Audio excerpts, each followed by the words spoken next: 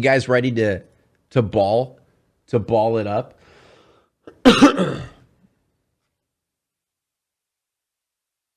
Oh yeah, you can't even say shit. That's a bodily fluid. So horrific that a judge handed down a sentence that had never been given before in Australian history. This story is exceptionally graphic. As such, viewer discretion is advised. But before we get into today's story, if you're the first time back, dark and mysterious, delivered in story format, then you've come to the right place. That's why I started using Honey. Honey, like... Let's Go. Honey actually is kind of legit. Not because I'm sponsored by them or anything, Smile.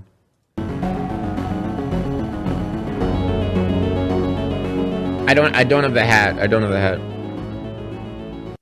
My Elden Ring character will just be X-Man. Chat, I might play Elden Ring later. I might. I don't know. The Milky Man. Yeah, we'll just change it to the Milky Man. Had the misfortune of being born into a highly dysfunctional and abusive household. Not only was she badly mistreated by her alcoholic parents and cruel older siblings, she was also scorned by the people who lived in the town with her simply because they didn't like her family. Catherine lived in a very small town in New South Wales, Australia. Oh, yeah. Basically, everybody knew each other's business. But despite the abuse, Catherine always tried to focus on the future. Yes, Souls games are amazing. As much as my life is miserable right now, in the future, I will have a family of my own, and I will take care of them the way I wish my family had taken care of me. But when Catherine became a young woman and began dating men, all of her relationships would always crash and burn because inevitably she and her partner would become toxic and abusive and it would end the relationship. It was like Catherine both didn't know how to be a quality partner and didn't know how to identify a quality partner, likely because she didn't know what that looked like. She had been raised in this horrible household. Okay, so this is just literally the start of a villain storyline right now. Literally the start. Dude, actually, chat, after this, I know I keep stopping. I'll quit. I'll quit stopping after this. But actually, what we should do is after this video, just go to Twitter and let me show you how many people are whining and bitching that Elden Ring is too hard. It's hilarious.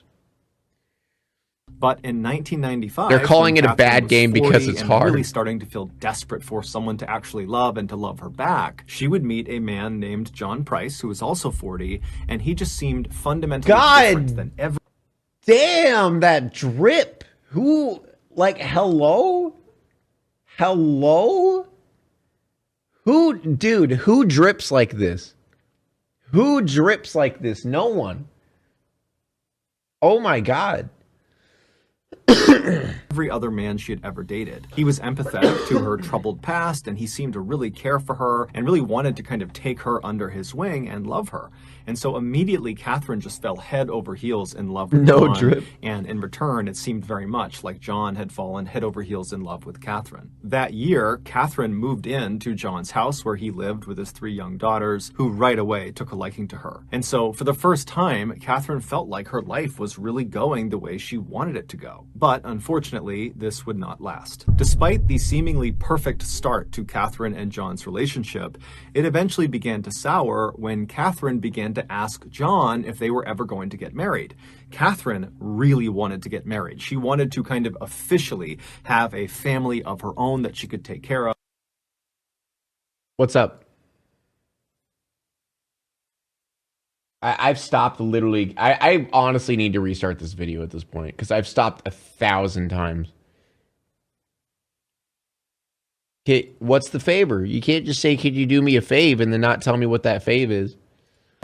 But John was weary of marriage because he had just left a failed marriage, and he told Catherine that realistically he might never want to get married again. And so over time, this issue really drove the two apart, and it all came to a head in early February of 2000 when John and Catherine were at his house. They were in the kitchen and they got into a heated fight over marriage, and then before long they were both getting physical with each other. And during this altercation, Catherine kind of scrambled and grabbed a knife on the counter and actually slashed John across the chest. And as soon as she did this, the fight came to an end. John screamed at her to leave the apartment and never come back, but Catherine was already storming out of the apartment. They both understood that a line had been crossed, and almost certainly their relationship was now over. But over the following days and weeks, Catherine, who had moved into a different apartment at this time, kind of near where John was living, she felt very lonely, and even though she knew her relationship with John was not a healthy one, she longed to patch things up with him. She didn't like being alone. She wanted to have that family. And so she decided she would do what she had previously done in other relationships to kind of patch up the relationship after a fight. And so the way she would do this is she would kind of make sure they had the house to themselves, and then she would show up in lingerie, and they would have kind of an intimate makeup moment,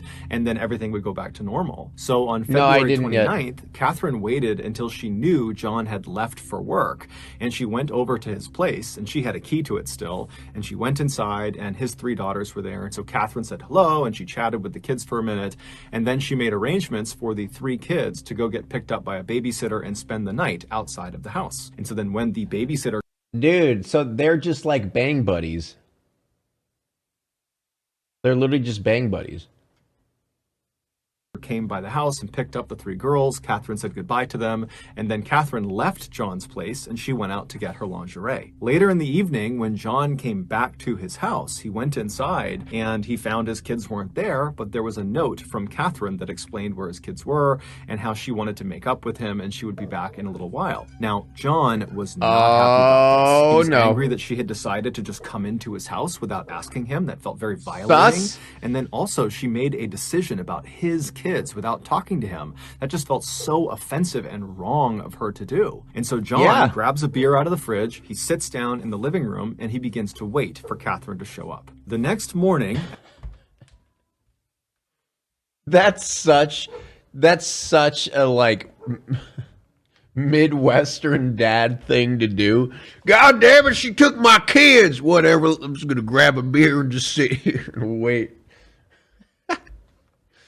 At 6 a.m., reasonable John reaction. was supposed to be at work already, but he wasn't. And so his company, who knew he was very reliable, were concerned something was wrong. And so they sent a worker to his property to see what was going on. And so the worker, he pulls up in front of John's house. You know, John's car is in the driveway. And so the worker's first thought is, oh, I guess John must have overslept. And so the worker walks up onto John's front porch and he knocks on John's front door, but there's no answer. And so the worker knocks again, still no answer. And so this guy turns around to leave and go back and tell the company, look, I don't know what's going on. But as he's turning around, he notices on the very bottom of the outside of the door, kind of near the edge, the front edge of this door, there looked to be some blood on the outside of the door. It was pretty easy to tell it was blood. And so the worker was immediately very concerned, and he knocked again on the door, but no answer. And so he ran around to the side of the building, and he began banging on the windows of John's house to hopefully rouse whoever was in there to come out and to make sure things were okay, but there was silence. And so the worker ran back to his car, he drove back to his office, and after he told his boss what he had found, they decided they had to call the police. The police would show up at John's... I mean, to be fair, I would call the police, like, right away, you know, I would, yeah, like, I wouldn't go back to the boss and be like, hey, boss, there's blood.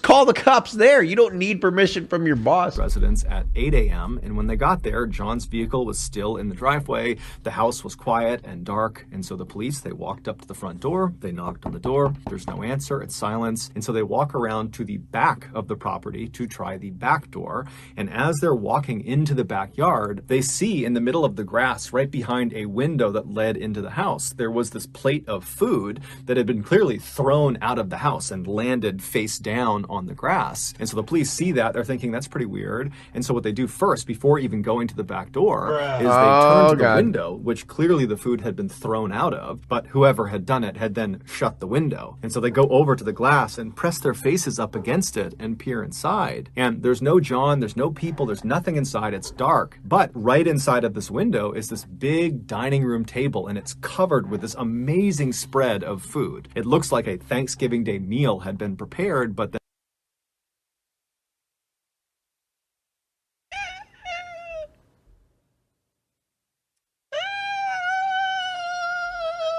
the title, and then the title of the...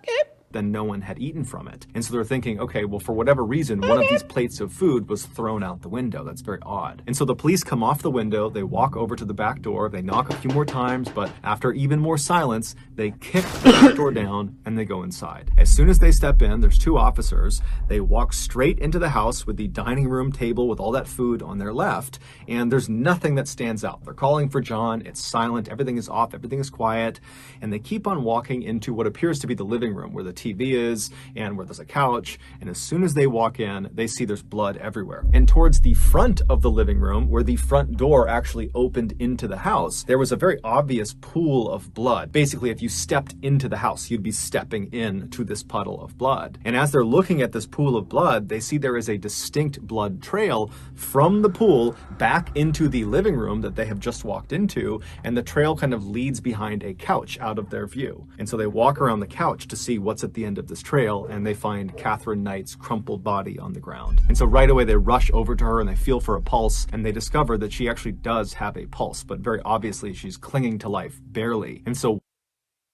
oh boy, I missed your Elden Ring stream. Don't worry, I'm gonna do more. One of streams, the officers stays with Catherine while they're calling in Crumpled. paramedics to come in and deal with her, while the other officer draws their weapon and they begin searching the rest of the house. And so the officer walks past the front door on their left, and they go into the other side of the first floor, which is basically like this lounge room, kind of like a secondary living room. And as they're looking out across this room, they see there's no one in it, but there appears to be this curtain blocking the entrance to some other side room. And this officer, as they're looking at it, they look down and they notice God, there's react another blood harder. trail that starts.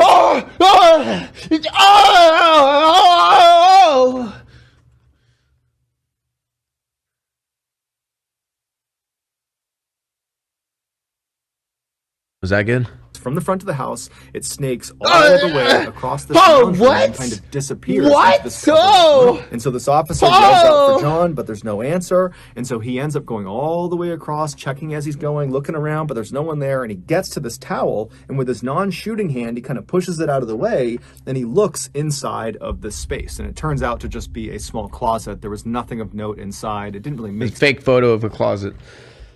sense that the blood trail had led to this closet. But then, as the officer is kind of wondering why the blood trail ended here, he started to feel something cold on his non-shooting arm. And so he looked down at his arm and he saw there was this huge streak of blood on his arm. And he knew he had... Oh God, is this gonna be one of those things like where he looks up and there's just gonna be a dangling body? Oh boy. Oh boy. Oh boy. not been wounded in some way. This was not his blood. So how did he get blood all over him? And then he stepped back in horror because he realized the curtain that he had just moved with the arm that had blood on it was not a curtain. The night before, John sat in... Oh, God!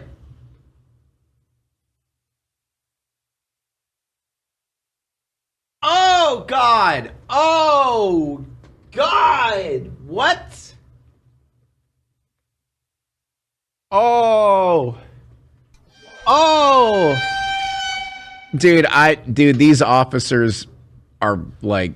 Bruh. These officers, man, their lives are like... They're never going to be able to, like, live normal again after that. Oh, my God. Oh, my God! In his living room, waiting for Catherine to return, very angrily waiting for her to come back. But by 11 p.m., she hadn't, and John, he works super early in the morning, he's very tired. He decides to just go to bed. And so he climbs into bed, he falls asleep, and then about an hour or so later, Catherine would walk into the bedroom. She had her black lingerie on that she had bought earlier in the day, and even though John was furious with her and very upset with what she had done that day, seeing her like this suddenly made him think, you know what, all my issues with her can wait. And before long, they were getting intimate together in the bed, and then they fell asleep in each other's Wouldn't you be able to tell, hey, this don't feel like effect? To be fair, yeah, like I feel like they would notice what it is right away. You know what I mean? I feel like he did that for dramatic effect. I don't know. I wouldn't foresee seeing a skin curtain and then being like, oh, it's just a regular curtain. Let's just walk through it, you know? Maybe the lighting? Yeah, but like you would be able to feel it. You know? arms. Later in the night, Catherine would wake up. John's still fast asleep, so she's looking right at him, and she suddenly has this intense sense of disgust. She was convinced that he was taking advantage of her, that the reason he didn't want to marry her was he was just kind of using her. And this anger inside of her boiled up, and she decided right then and there that I need to teach this man a lesson he will never forget. And so Catherine very quietly slipped out of the bed. John's still sleeping. She snuck out of the bedroom. She made her way out of the house, and she got into her car, and she drove across town to the apartment she had been staying in for the past couple of weeks, and she grabbed her work tools. Catherine, where she worked full-time, was a meat processing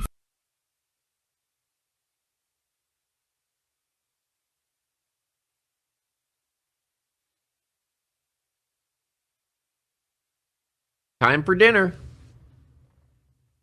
Time for dinner. Of course she works at a fucking meat factory, dude. And she worked on the kill floor with the animals that are being turned into meat. And so her skill set was butchering, and her tools were butcher's knives. And so she grabs her kit of... Oh, man. Oh, man. Yeah, I lost my appetite too. Butcher's knives, and she drives back to John's place. She goes into the house, she makes her way into the kitchen, and she unrolls this kit full of different sized butcher knives, and she picks the one she wants, she pulls it out, she makes sure it's nice and sharp, and then she made her way into John's bedroom. When she got into his bedroom, John was still asleep. He was lying on his back, covers up over him, fast asleep, and she climbed onto the bed, being very careful not to wake him, and then when she was straddling him kind of on her knees right over his midsection, she raised the knife up between her two hands and she brought it down into his chest. John immediately shot up, bucking Catherine off of him. She went flying onto the floor, and then instinctively, John just begins running out of his bedroom. He has no idea what's happening. He's been stabbed, but he probably can't even feel it. It's all adrenaline. He is just running through the house. But by the time he gets to the front of the house, the blood loss had caused him to be so weak he could barely stand. And so he managed to open the front door, but then he collapsed onto the ground halfway between the inside